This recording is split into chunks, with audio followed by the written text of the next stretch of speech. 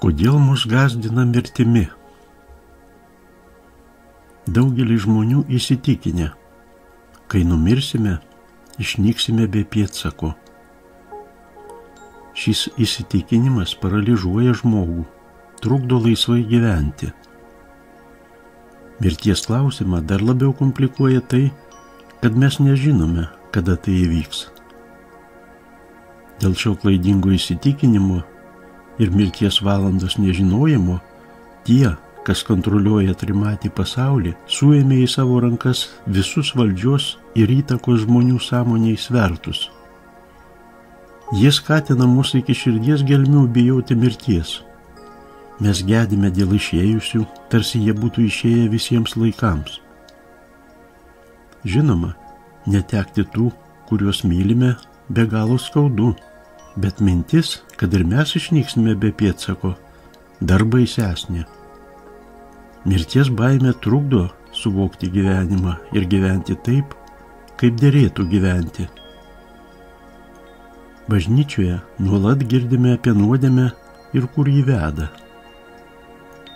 Krikščioniškas auklėjimas nieko nesako apie reinkarnaciją, ankstesnius gyvenimus ar ką nors bent kiek susijusiu su tuo, kas vyksta po mirties. Krikščionybė aiškiai sako mums, kad šiame gyvenime privalome viską daryti teisingai, kitaip Dievas pasmerks mūsų amžinai bausmei. Ideologinio apdorojimo dešimtmečiai ir baime grindžiami bažnyčios mokymai paralyžuoja sąmonę. Niekas iš tikrųjų nežino, kas vyksta po mirties, kol patys nenumirštame. Ir tik tada sužinome. Bet juk mes turime puikiausią galimybę pasinaudoti žiniomis ir pačių įvairiausių šaltinių. O jų yra. Pavyzdžiui, galime pasinaudoti atsiminimais iš savo praeitų gyvenimų. Į tuos prisiminimus galime pasinerti per regresinę hipnozę. Galime pasinaudoti informaciją iš Akašos kronikų. Tokią pavyzdžiui teikia amerikiečių gidūnas ir pranašas Edgaras Keisis.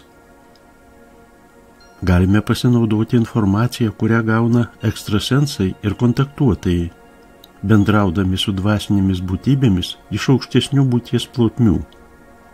Labai daug naudingos informacijos teikia pasakojimo iš žmonių, kurie grįžo iš anapusinio pasaulio po klinikinės mirties. Gretindami, lygindami, analizuodami iš įvairių šaltinių gautą informaciją apie tai, kas vyksta po mirties, mes galime susidaryti gana patikimą pomirtinio gyvenimo ir apskritai visos anapusybės vaizdą. Ši informacija, be kita ko, padės atsikratyti ir mirties baimės. Mūsų gyvenimiška patirtis šioje žemėje kažkuo panašiai į tai, kas pavaizduota populiariame fantastinėme filme Avataras.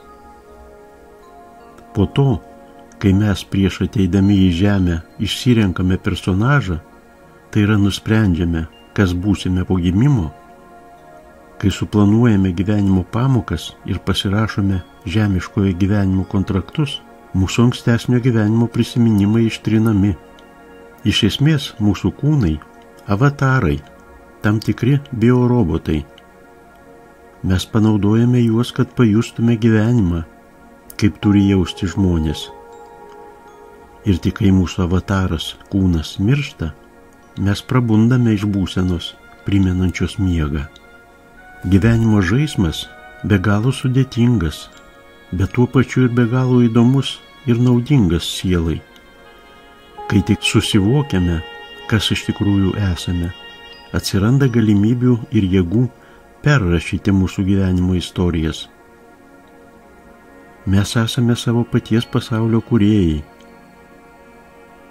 Kas jau pabudo ir pasiekė aukštesnį vibracijų dažnį, tai supranta. Svarbiausias žmogaus tikslas šiame gyvenime – suvokti, kad esi Dievas savo realybėje.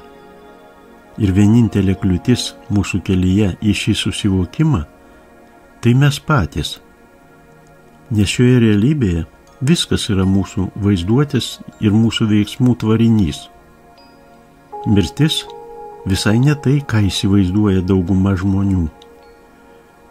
Viskas miršta, bet tai nereiškia, kad turime visą gyvenimą praleisti laukdami, kada tai įvyks. Užuot laukdami, turime gaudyti kiekvieną gyvenimo akimirką, spinduliuoti dėkingumą ir visa jėga naudotis mums suteiktomis galimybėmis. Kai tik prabundame, tuoj pat išsivaduojame iš mirties baimės, pasveikstame, atnaujiname savo mąstymą, atmetame apribojimus, kuriais patys save suvaržėme, ir mūsų gyvenimas ima sparčiai keistis. Mes tampame narsiu, stipriu savo paties gyvenimo herojumi. Pasijuntame neįsivaizduojamai laisvi. Prieš mus atsiveria tokios galimybės, apie kokias net nesvajojome. Vos tik apribojimai ištirpsta, vos tik išsivaduojame iš trimačio pasaulio matricos diktuojamų taisyklių, mes iškart ir lengvai galime tapti savo realybės formuotojais, geresnė savo paties versija. Todėl neleiskime gąsdinti savęs mirtimi.